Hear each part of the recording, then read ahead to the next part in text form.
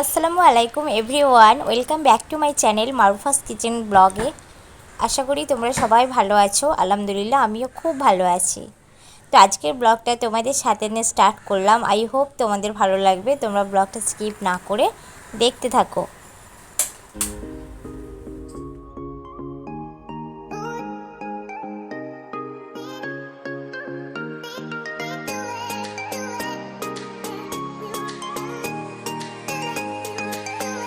তো বন্ধুরা, ফার্স্ট মর্নিংয়ে উঠে যেগুলো করার যে কাজগুলো করি আর কি, ঝাড়ু দেওয়া, তারপর ডাইনিং টেবিল, গ্যাস ট্যাস মুছে নেওয়া, ওগুলো সব করে নিয়েছি। নিয়ে চলে এসেছি রান্নার কিচেনে রান্না করব বলে।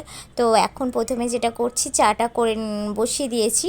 দিয়ে শাকটা কাল রাত্রিরে বেছে কুচিয়ে রেখেছিলাম, সেটাকে ধুয়ে নিলাম। আর সবজিও কেটে রেখে দিয়েছিলাম বন্ধুরা, তাতে করে তাড়াতাড়ি হয় তার জন্য। তো সেই জন্য ওগুলো বার করে খালি ফ্রিজ থেকে ধুয়ে নিলাম আর ডিমটা সেদ্ধ করে নিয়েছি। আর এই যে দেখতে পাচ্ছ, এখানে লিকার চা তো বসিয়েই দিয়েছি। তো চাটা খেয়ে নিয়ে তারপর রান্নাটা স্টার্ট করে দেবো। তো এখন মোটামুটি ভাতটা বসিয়ে দিয়েছি, জানো তো বন্ধুরা, নাহলে দেরি হয়ে যাবে। 7:30 পৌনে 8টা মতো বাজে এখন। তো সেই জন্য ভাতটা বসিয়ে দিয়েছি, দিয়ে চাটা বানিয়ে নিচ্ছি। চাটা ছেঁকে নেব, নিয়ে তারপর এদিকে ভাবলাম যে চাটা তো এখন গরম আছে, তো একটু শাক ভাজাটা বসিয়ে দিই। কি বলো তো বন্ধুরা, শাক ভাজা করতে টাইম লাগে, গ্যাসটা মিডিয়ামে রাখতে হয় প্রথমত। দ্বিতীয়ত শাকের যে একটা নিজস্ব জল বেরোয়, আর তার জন্য যতক্ষণ না জলটা শুকায় ততক্ষণ শাক ভাজাটা হয় না। তো তার জন্য আমি কি করলাম, শাক ভাজাটা আগে বসিয়ে দিয়ে তারপর ডিমটা ছাড়াচ্ছি।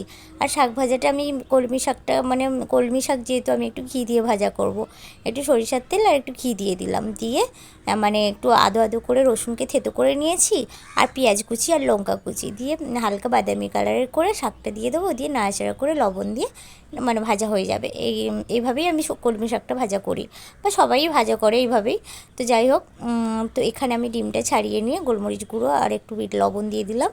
দিয়ে এবার নিয়ে চলে যাব, গিয়ে চাটা খেয়ে নেব। তো বন্ধুরা, জানো তোমাদেরকে কি আর বলবো, মনটা ভীষণই খারাপ। কারণ কালকে ভিডিওগুলো আমি সব এডিট করেছি। এডিট করে যাতে যেই অ্যাপসে আমি ডাউনলোড করি আর কি, এডিট করি, ওই অ্যাপসটা আমার হঠাৎ করে দেখছি হ্যাক হয়ে গেছে। হয়ে গিয়ে সমস্ত কিছু ডিলিট হয়ে গেছে। এবার যেখান থেকে আমি যেই অ্যাপসটা থেকে ডাউনলোড করি, পুরো অ্যাপসটাই দেখছি চলে গেছে। তারপর আমাকে নতুন করে আবার অ্যাপসটাকে ডাউনলোড করে তবে আজকে আমি এডিট করতে পেরেছি। এত মনটা খারাপ বন্ধুরা, তোমাদের বলে বোঝাতে পারবো না। কারণ কালকের পুরো ভয়েস দেওয়া হয়ে গেছে, পুরো রেডি একবারে, এডিট করা রেডি। অত রাত্রির জেগে রাত্রি 3টের সময় উঠে এডিট করে রেখে ভোরবেলায় 6:30টার সময় আবার ঘুম থেকে উঠে পড়ে আবার রেকর্ডিং করেছি, ভয়েস দিয়েছি। এত খেটে কি হলো জানো বন্ধুরা, সকালবেলায় উঠে দেখলাম যে সমস্ত কিছু ডিলিট হয়ে গেছে। জানি না কেন, ভাগ্য সাথ দিচ্ছে না, বলতে পারবো না কেন। এটা নিয়ে দুবার এরকম হলো, ভাগ্য সাথ দিচ্ছে না, না নিজের কোনো ভুল আমি জানি না, তবে মনে হচ্ছে আমারই কোনো ভুল। তো যাই হোক বন্ধুরা, তো এটাই ছিল সমস্যা, যার জন্য আমি ভিডিও দিতে পারিনি কালকে। আর একটা কি কথা বলো তো বন্ধুরা, কালকে আমি অনেক মশলা বানিয়েছিলাম, দই বসিয়েছিলাম, ওগুলো সব ভিডিও করেছিলাম। ওগুলোও দেখছি গ্যালারি থেকে সমস্ত কিছু ডিলিট হয়ে গেছে। যদিও আমার অ্যাপসটা ডিলিট হয়ে গেছে না, তার জন্য সব কিছুই ডিলিট হয়ে গেছে। তো সেই জন্য কালকের মশলাগুলো জাস্ট তোমাদের দেখাতে পারবো, কীভাবে কেমন করে বানালাম সেটা তো আর দেখাতে পারবো না। আবার নেক্সট টাইম যখন বানাবো তখন দেখিয়ে দেবো।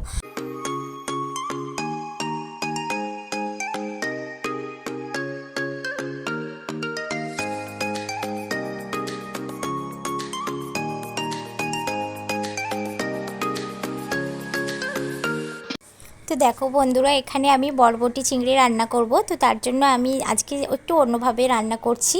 তো এটা হচ্ছে আমি আজকে সব মশলাকে হাত দিয়ে মেখে রান্নাটা করব। তো ঠিক এইভাবে দেখো, চিংড়ি মাছ, পেঁয়াজ, আদা রসুন, লঙ্কা গুঁড়ো, হলুদ গুঁড়ো, জিরে গুঁড়ো, সব কিছু দিয়ে ভালো করে সরষের তেল দিয়ে ভালো করে মেখে নিয়েছি।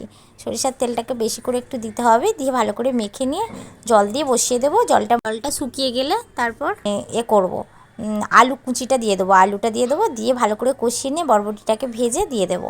তো এইভাবে আমি বরবটি চিংড়িটা রান্না করব। তো সেটাই করছি, আলুটাকে সরু সরু করে কেটে নিচ্ছি। আর ওদিকে ডালটা তো তোমাদের সঙ্গে গল্প করতে করতে হয়েই গেল, আর কলমি শাক ভাজাটাও হয়ে গেছে। তো রান্না আমার প্রায় শেষের পথে। তো এবার এখন আমি আটাটা মেখে নিচ্ছি, তরকারিটা বসিয়ে দিয়ে 8টা থেকে 9টার মধ্যে সমস্ত কিছু কমপ্লিট করতে হয়। যার জন্য আমি দুটো গ্যাস জ্বালিয়েছি, ইন্ডাকশান জ্বালিয়েছি। এখানে দেখো সিমরার বাবার আবার জল গরম হচ্ছে, কারণ আমাদের ট্যাঙ্কের জল সকালে প্রচুর ঠান্ডা থাকে, তার জন্য একটু জল গরম। এই তো মশলা দেখো বন্ধুরা, মশলা চলে এসেছে। এইটা হচ্ছে আমি বিরিয়ানির মশলা বানিয়ে করেছি একটা, আর একটা জিরে গুঁড়ো আর একটা ধনে গুঁড়ো, আর গোলমরিচ গুঁড়োটা তো আছে, ওটা আর দেখাচ্ছি না, ওটাও করে নিয়েছি। তো সব কিছু মশলা আমি বেশি করে নিয়েছি, আর আদা রসুনটা পেস্ট করে নিয়েছি। তো এগুলো কালকের ভিডিওতে ছিল, আর কি করব বলো, যেটা হবার হয়ে তো গেছে, আর কিছু করার নেই। আর দইটাও তোমাদের আমি দেখিয়ে দেবো, দইটাও বেশ ভালোই বসেছে। তো পরে একদিন দইয়ের রেসিপি আমি আর একদিন দিয়ে দেবো। তো এইভাবে এবার ডালটাকে আমি ডাল মতনি দিয়ে ভালো করে, তারপরে এবার বসিয়ে দিলাম জল দিয়ে, গরম জল দিয়েছি ডালটায়, দেখলে তোমরা, কারণ আমি ডালে কাঁচা জল দিই না, খুব কমই দিই, যখন খুব তাড়ার মধ্যে থাকি দিয়ে দিতে হয়, কিছু করার থাকে না। কিন্তু চেষ্টা করি ডালে আমি জল গরম করে দেওয়ার, তাতে করে ডালের টেস্টটা কিন্তু আরও বাড়ে। তো সেই জন্য ডালটা এইভাবে বানিয়ে বসিয়ে দিলাম আর কি, দিয়ে এবার রুটিগুলো মানে করে নেব, সেঁকে নেব, নিলে আমার কিন্তু রান্না বান্না সব কমপ্লিট হয়ে যাবে। আর হ্যাঁ বন্ধুরা, আজকে একটু পায়েস বানাবো। তো অনেক দিন থেকে পায়েস বানাইনি, অনেক দিন থেকে রান্নাই করা হচ্ছে না পায়েস। তো আজকে ভাবলাম একটু পায়েস রান্না করব। তো এখানে দেখো বরবটিটা ভাজাটা দিয়ে এবার নেড়ে চেড়ে একটু অল্প করে জল দিয়ে দিলেই আমার কিন্তু রান্নাটা রেডি হয়ে যাবে। ডালটা তো ইন্ডাকশানে বসিয়ে দিয়েছি, ফুটছে। তো আমি এখানে একটু ফোড়ন তৈরি করে নিলাম, একটু পেঁয়াজ আর কারি পাতা দিয়ে ফোড়ন দিয়ে দিলাম, দিয়ে ডালটা আমার রেডি হয়ে গেল।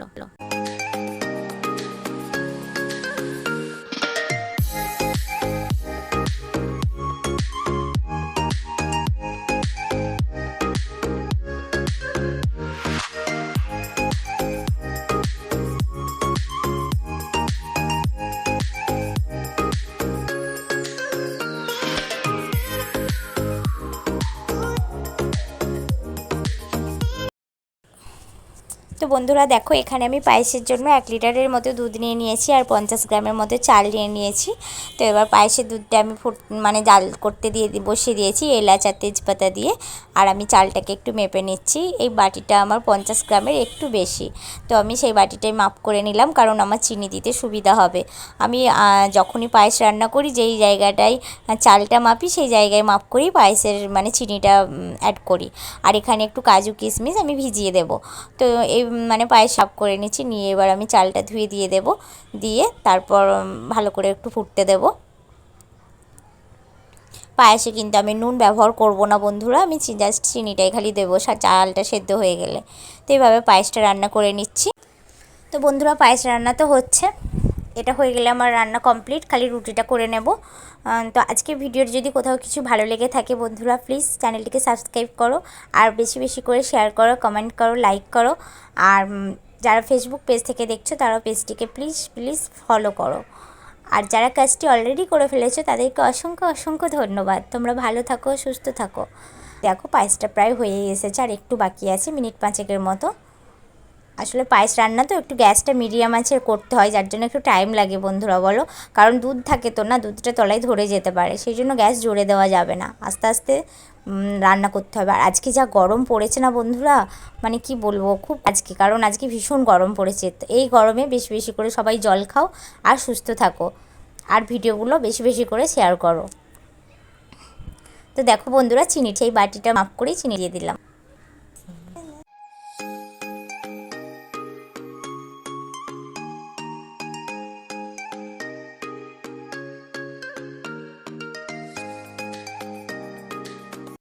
তো পায়েস রান্না তো হয়ে এসেছে, এবার আমি ঘিটা অ্যাড করে দিলাম, এবার ঢেলে নেব।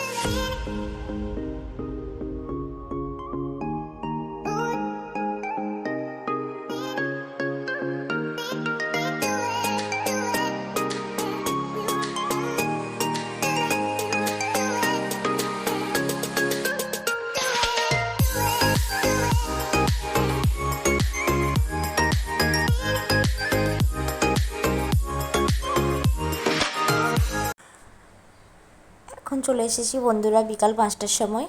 তো বিকাল 5টার সময় ঘুম থেকে উঠে মানে কাপড় টাপড় যেগুলো ধুয়েছিলাম ওগুলো সব গোছগাছ করে নিয়ে যে জায়গার জিনিস জায়গায় রেখে দিচ্ছি। আর একটু চা খাবো বন্ধুরা, কারণ ভীষণ ঘুম পাচ্ছিলো, আগের দিনে রাত্রি জেগেছিলাম তো তো তারই জন্য একটু চা বানিয়ে নিয়ে এসেছি, একটু খাবো। তো চলো চাটা খেয়ে নিই।